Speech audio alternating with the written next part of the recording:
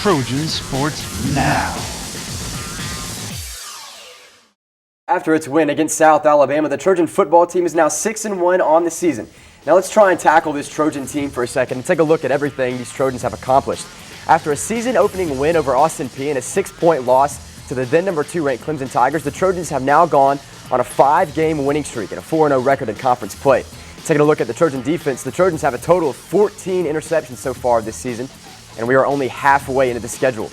And with their win over South Alabama this week, the Trojans are now bowl eligible and will look to grab the 7th win of the season when they take the field against UMass on the 5th of November. Now from the gridiron to heading out to Monroe, Louisiana, the site of the Trojan soccer team's matchup against the Warhawks of Louisiana Monroe. The Trojans head into the matchup with an overall record of 7-7 on the season, and they're coming off a win on Sunday against Sunbelt Conference foe Texas State. The head coach Jason Hamilton says the Trojans control their own destiny. Got to win them both. We don't think we're safe until we win one more game. We don't want to come down to 4 teams tied for that last spot and kind of take it out of our control. So, we control our own fate, and if we win a game next weekend, that should put us safe above the line. But we want to win them both. We want to go into the conference tournament on a high. Fix some things. Just it's been a really rough year, injury-wise. So we're trying to put a lineup together that's going to be consistent and play. The Trojans will take the pitch against the Warhawks at 4 p.m. and are currently sitting in 6th place in Sunbelt Conference standings as the Warhawks come in at number 8. And the soccer team isn't the only one preparing for a conference matchup. The Trojan volleyball team is gearing up to take the court again this week in a road game against Little Rock. Head coach Sonny Kirkpatrick and his Trojans are 6-18 overall on the season and are looking to snap out of a 14-game losing streak.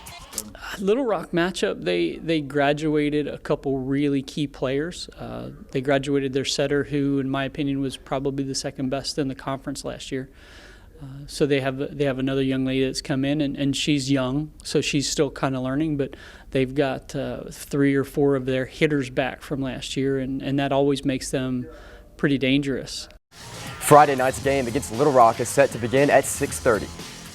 The countdown to the Sunbelt Conference Championships is winding down for the Trojan cross-country team. As we mentioned earlier in the show, the Trojans are coming off a first-place finish for both the men and women in the Doc Anderson Wiregrass Invitational. And now, we're just over a week away until the Trojans lace up for Dothan, Alabama. The Sunbelt Conference Championships will begin on October 29th. The Troy women's basketball team, also known as the reigning Sunbelt Conference champion, has returned to practice for the first game of the season. And if you watch these Trojans play, you may notice 2 Trojans with a little more chemistry than usual. Jalen Bivens has more. This year, something rare is happening at Troy. This will be the first time that Jesse and Lauren Day will get to play together. Yeah, it's definitely one of the coolest things that's happened in my life so far. It's really rare for sisters to be able to play in the Division I level, and it's just awesome. It's something I'll always remember. It'll probably be one of my greatest memories. Jessie would also go on to say that her sister was one of the reasons that she decided to come and play for Troy. It's honestly been way better than I even thought it was going to be. That was obviously a pretty big reason I came here. Not just because of her, because she's only going to be here for 1 year, but just already knowing what to expect when I get here, and the transition being that much easier. But it's been really fun, so I've liked it a lot. The two did not go to the same high school when they were younger. Although they both went to high school in Niceville, Florida, Lauren went to Choctawhatchee High School, and Jessie went to play at Niceville High School. She actually transferred to a different high school whenever I was about to be a freshman. I almost transferred too that year, but I ended up staying at the one I was zoned for. And my dad actually coached me there. And if you're wondering if they ever played against each other in high school, the answer is yes. And as for who came out on top, they had a really good team. And we didn't. It was really unevenly matched because we also had another guard who went to Florida State. So we will get to see the sisters play together when the season starts next month. Jalen Bivens, Trojan Sports Now. The Day Sisters will take the court alongside the rest of the Trojans on November 1st with an exhibition matchup against Uninisa. Now let's get into a little golf. The men's golf team finished in 3rd place out of 13 teams at the Autotrader.com Collegiate Classic earlier this week. And now the Trojans are preparing to hit the road for South Carolina for the Kiowa Classic. And on the women's side, the Trojans will arrive in South Carolina a little sooner than the men. The Trojans will be back in action this weekend at the Palmetto Intercollegiate. The tournament will last all day Sunday, Monday, and Tuesday.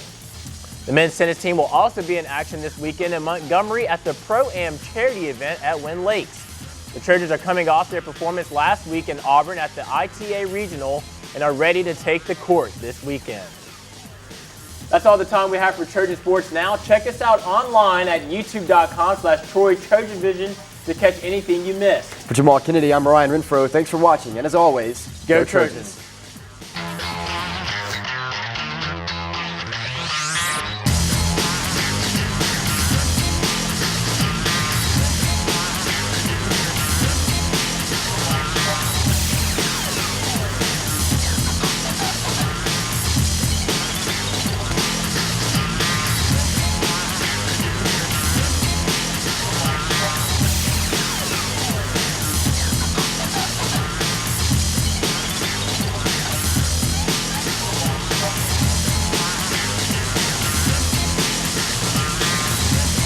Trojan Sports Now.